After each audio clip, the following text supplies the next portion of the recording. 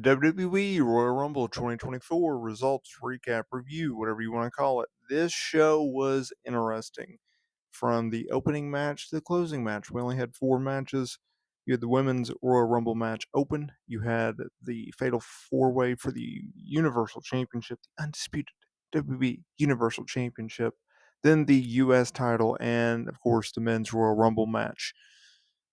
And we pretty much know what's going to happen.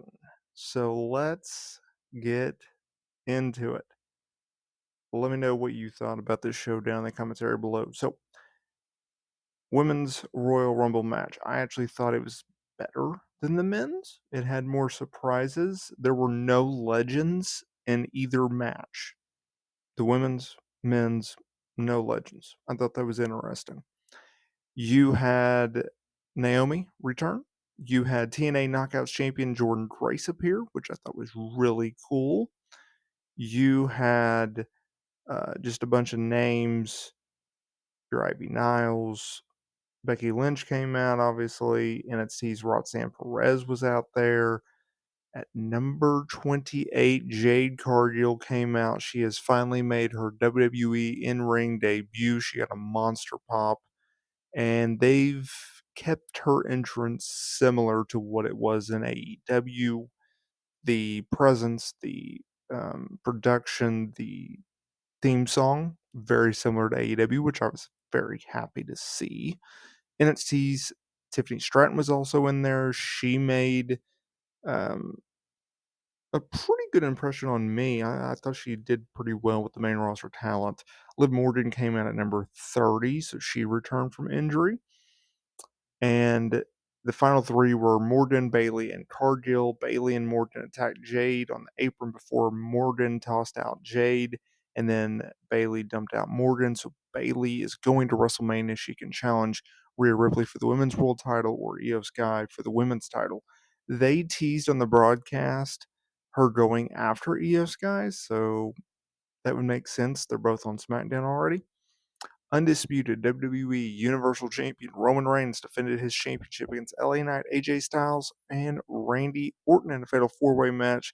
This was one of Reigns' better matches as of late, but of course we had outside interference. Solo Sikoa came out before he laid himself out by missing a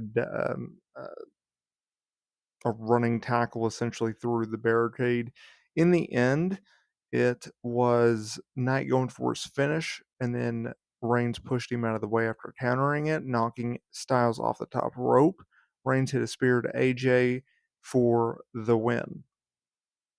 Logan Paul retained the United States Championship over Kevin Owens in a pretty good match. Paul continues to get better. I mean, this dude is so good. It's scary. So good. I thought his selling was really on point in this match. He won because Kevin Owens got himself DQ'd. So what had happened was there was an entourage member of Logan Paul's that came out. This distracted the referee, security, Grayson Waller, Austin Theory came out.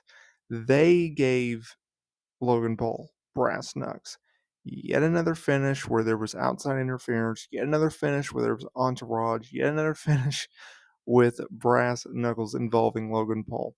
Kevin Owens took the brass knucks, hit Paul, and he was about to win the title. 1, 2.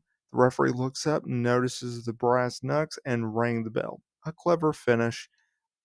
Paul was put through the announce table after the match, so I assume they're doing a rematch with the Elimination Chamber in Perth. Maybe they save it to Mania, but I think they just run it back in Perth because Logan Paul is advertised for that show. Main event time, men's Royal Rumble match. Like I said, no legends in this match. You did have Andrade return at number 4. You had your Karrion Crosses, your Finn Balor's, your Kofi Kingston's. Cody Rhodes made his entry at what was it?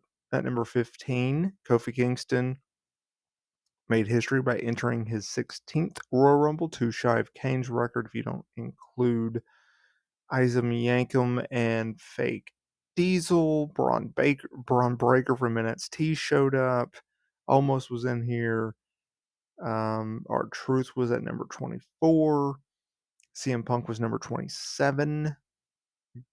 And Drew McIntyre was 29. And then a returning Sami Zayn, who had been off TV for a little over a month. He returned in-ring action last month at live events, but they kept him off of television. The final four were Rhodes, Punk, Gunther, and McIntyre. Punk eliminated Drew, and then Cody eliminated Gunther. The final two, Cody Rhodes, CM Punk, they went back and forth for a while. At one point, Punk hit a pedigree, and Cody blocked a GTS and dumped out Punk. And then after, as Cody was posing to the WrestleMania signs, so what they did in the main event, you had World Heavyweight Champion Seth Rollins in one press box, and then you had undisputed WWE Universal Champion Roman Reigns in another with Paul Heyman. And it was funny. Seth is like eating popcorn and stuff, and he's just having a grand old time. And then you have Roman, who's this very serious. He's studying each man in this match, and they keep cutting to these guys during the broadcast, which I thought was funny. But Cody made it very, very clear that he is going to finish the story. And what this tells me is The Rock is not doing WrestleMania this year. He's just not.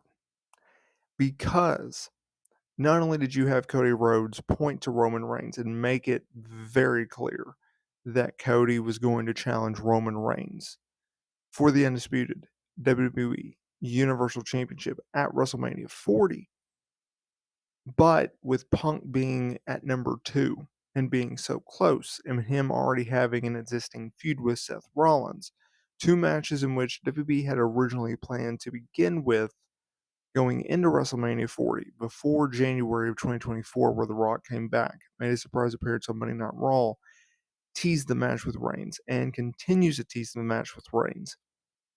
Those were the two matches. So unless you're going to do it at a later date, which doesn't make sense because of Royal Rumble storyline wise, yeah, we're getting Cody Rhodes challenging Roman Reigns for the undisputed WWE Universal Championship, and we're getting Seth Rollins defending the World Heavyweight title against CM Punk. Based off of what has happened, that is what that tells me. And then, like I said earlier, I would expect Bayley to challenge Io Sky for the women's title. So, as much as I'd like to see Rock versus Roman, I feel like at this point it's just a match that we're never going to get. And it's a shame, but that's just the reality of the situation. But I think Cody Roman 2 will deliver. I thought last year's match delivered in the lead up with all the promos, and I thought the match was actually very good. So, can't complain too much, I suppose.